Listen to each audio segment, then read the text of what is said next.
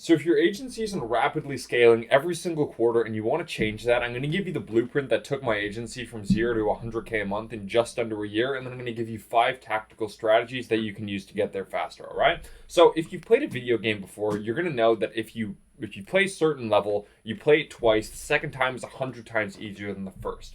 What that basically means is that the level in itself isn't hard, but not knowing how to actually accomplish it is what made it hard, right? So getting to 100K a month, it's the same thing. It's not hard, it's just hard when you don't know how to do it properly. If you know exactly what to do every single step of the way, it's pretty easy, but that's the hard part, is knowing how. So I'm going to give you how I basically did it, okay? So there's 5 things that I needed to know in order to be able to get there, okay?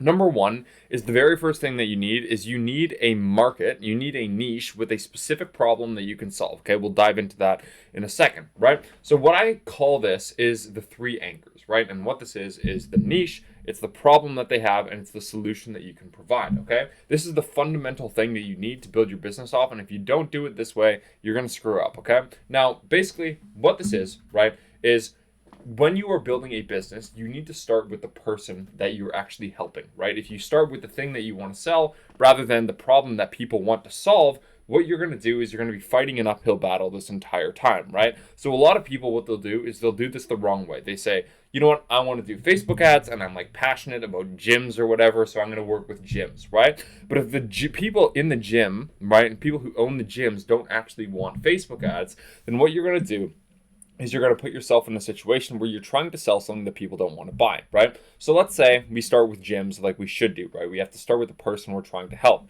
Then we realize the biggest problem that these people have is that they don't know how to acquire more members, right? Now, what we can do is we can go to the market and say, okay, I'm going to figure out how I can solve low members for gyms, and maybe the way to do that is Facebook ads, right? But now when we actually go into this market, we're actually in the frame of providing value rather than just trying to sell them something, right? We're trying to help them get more customers rather than trying to deliver Facebook ads. And this is why 99% of marketing agencies can't scale, is because they are trying to present their service in a way where they find it appealing, right? The person who's trying to sell it, rather than the actual solution to the problem that these gym owners have, right? Which is obviously getting more members, right? So that's just one basic example. So if you have a solution, right, that you just want to sell, but you don't really understand your market and you don't know what they actually want, again, you're going to be fighting that uphill battle. So that's the first thing we need. The second thing, right, and the way that I basically did this was I was good at appointment booking, right? I started an agency during this, like when I first started my entrepreneurial thing, right? I started like some Facebook ads agency, right? And I went into the same trap that most of these people do.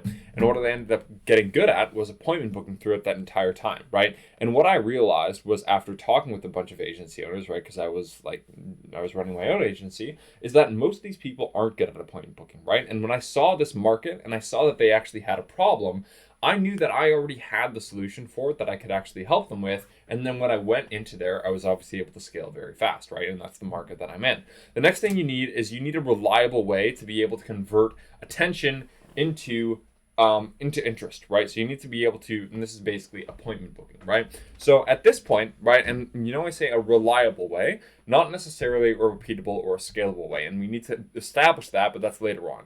The very first thing that we need to focus on is we need to be able to, by any means, get these people interested in our offer and get them on the phone, right? Because if we don't do that, we're not really going to be able to sell them, okay? So this is how you do that, right? Again, it's all going to start with the niche you're in. It's all going to start with the market that you're trying to attract, right? So you have to think about, okay, where are these people, right? And when you think about where they are, right, you're going to be able to identify what's the best place to reach out to them on, right? So for me, right, with agency owners, which is who I target, obviously, basically where they mostly are is they're on YouTube a lot, they're on Instagram a lot, and they're on LinkedIn a lot, right? So those 3 things is where I essentially put my energy into to be able to actually reach out to these people, right? And it might be different for your market. Now, in terms of actually picking the platform and actually getting these people onto calls, there's really 3 different methods that we can use to actually get these people, right? Number 1 is we can make organic content. Number 2 is we can do cold outreach. And number 3 is we can run ads, okay? Now, there's different good things and bad things about all of them, and I'm going to explain that in a second, right? So content is great. Number one, because it's free, and number two, because it's pretty high leverage once you have an audience, right? The difficult thing about content is that it's not really going to work very quickly, right? So I've been running this YouTube channel for a year and a half, and it still only brings me like 20 meetings a month, right? Which is fine, but it's not anything fantastic, and it also took a year and a half, right? So that doesn't really give us much option for the first one. The second two options are we can do outreach or we can do ads, right? Now, if you are in that earlier phase, ads probably aren't going to be the best. And on top of that, the thing with ads is it's going to be significantly more expensive than doing outbound, right? Because outbound, that's basically what I built my business on. And right now I pay about $30 per appointment. People who are running ads are paying about $150 per appointment booked. And that's not even for people to show up, right? So when you are starting, before you know what your lifetime value is for each individual client, before you know the exact sales conversion rate on every single call that you're taking, and before you actually know all this data to know that you're not going to be wasting money when you spend money on ads, then you're not really going to be able to successfully run ads, right? So the best way to start is going to be through outbound, right? So you can look at, okay, where are my people, like what platform are they on? And from there, you can test all the different platforms, right? And see where you're getting the most interest in your offer. And then once you have some sort of a system where you're getting some sort of results, which if you do this for a long enough period of time, you eventually will, then you can put all your energy and all your focus into just getting more appointments from that source. And then we move on to step number 3, which is a reliable way to be able to convert that interest into paying clients, right, into sales. And that's going to be the sales process. So sales is all about brute force in the beginning and just really learning what you're doing. Okay. So most of you, like if you haven't booked a lot of appointments, you're probably not super good at sales calls, right? So what it takes basically to get good at sales is you have to have a few key things. And there's 3 main things that you really need to have in order to get people to buy, right? Number 1 is you need to actually have some sort of a gap in terms of like where your client is right now and where they want to get to, right? The biggest mistake I see these people on sales calls make is they're not really establishing pain during the line of questioning at the call. And then when it comes to the end, there's no real need for the person to buy, right? So there's 5 stages in an entrepreneurial life cycle, as Alex Hormozi calls it. And this is actually really useful when it comes to sales, right? So you have in the beginning people who are like overly optimistic. These people are like delusional. They think it's going to be super easy to get to where they want to go, and they think they're going to be able to do it by themselves, right? Number 2 is people who are informed and they're pessimistic, right? They've been doing it now for maybe like 5-6 months. They're realizing things aren't as easy as they originally thought they were going to be, and they're in a really painful situation. These people are typically a lot easier to close, right? And then you have people who are like in their pit of despair, as he calls it.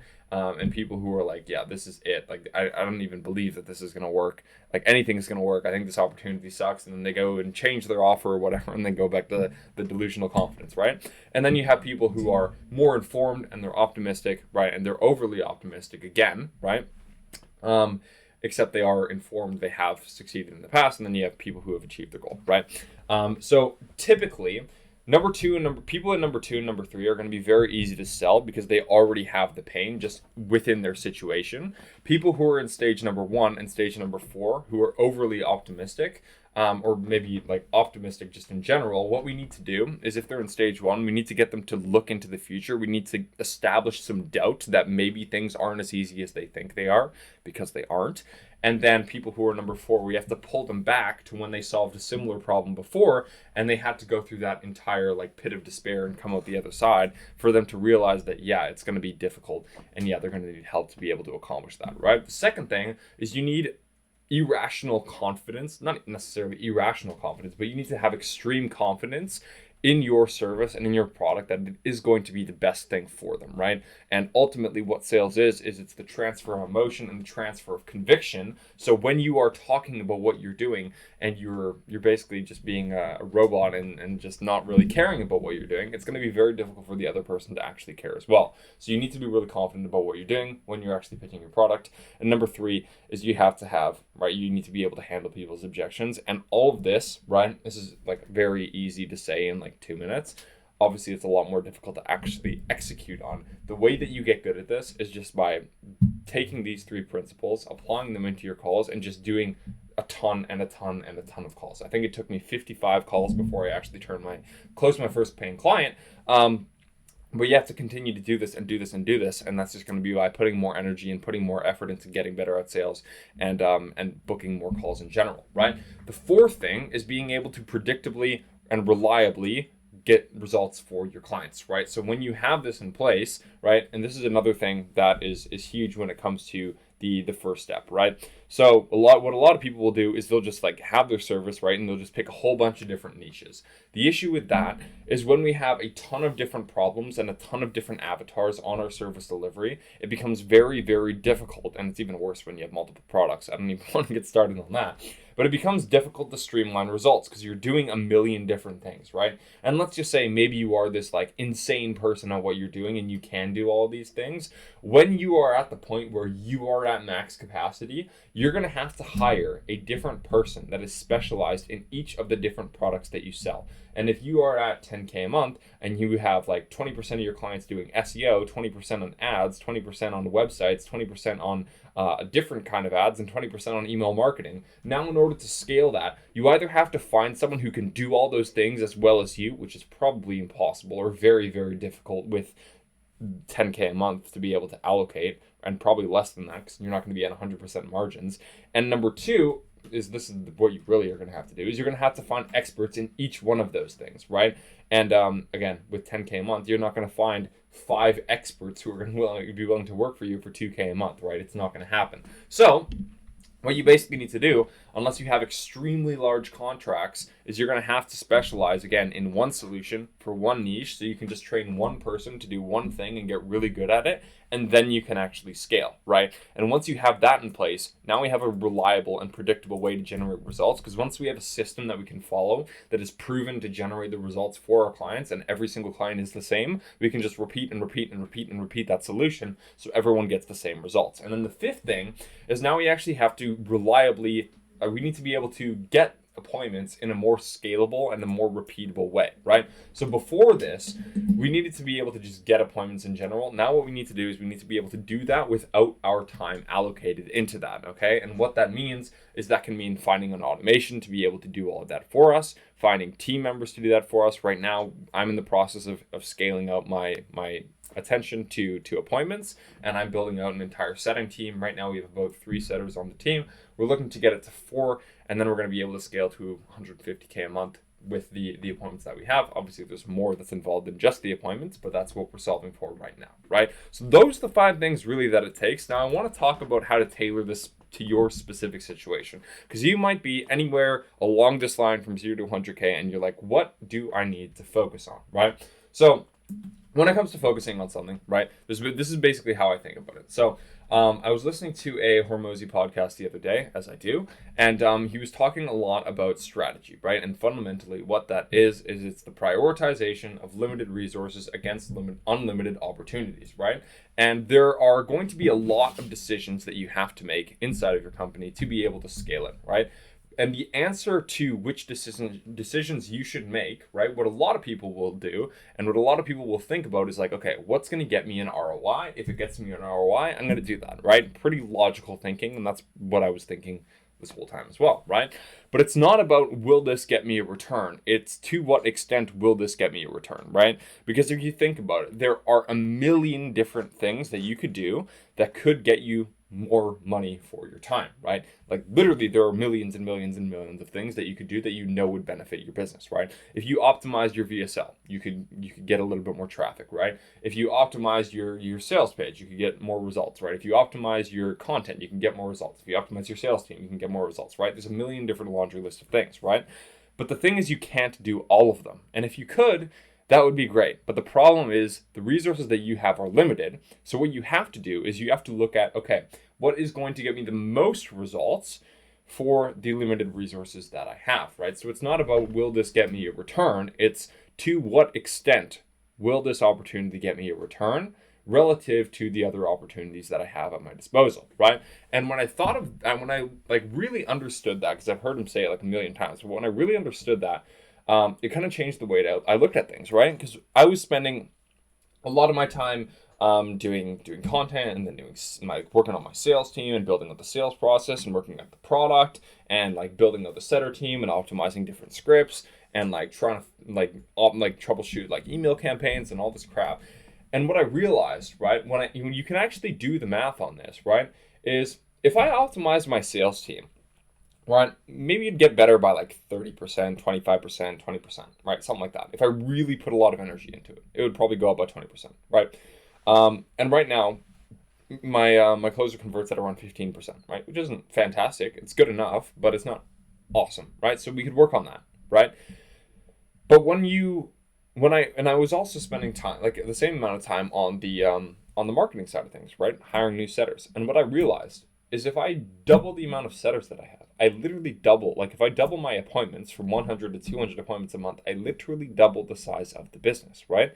And when I looked at it like that, right? If working this, like the same amount of effort on my sales team is going to get me a 20% lift, but doubling the amount of appointment setters I have is going to get me a 200% lift, then why am I not, or 100% lift, however you do the math, like double basically, then why am I going to put any time onto my sales team other than the time that it requires for it not to get worse, right? If I can put that energy into the appointment side of things and get a 2x return, right? And when you look at it like that, right, it becomes very, very easy to pinpoint exactly what you need to do to get you the most return so you can grow your business the fastest, right? It's not about growing your business. It's about what can you do to grow it the fastest with the most amount of leverage, right? So that was basically the main thing that I took away from that. If any of this was helpful, I'd love to work with your agency and help you scale it to 100K a month and beyond. So if you're interested in that, you can click the link in the description. If not, I will see you in the next video. Bye-bye.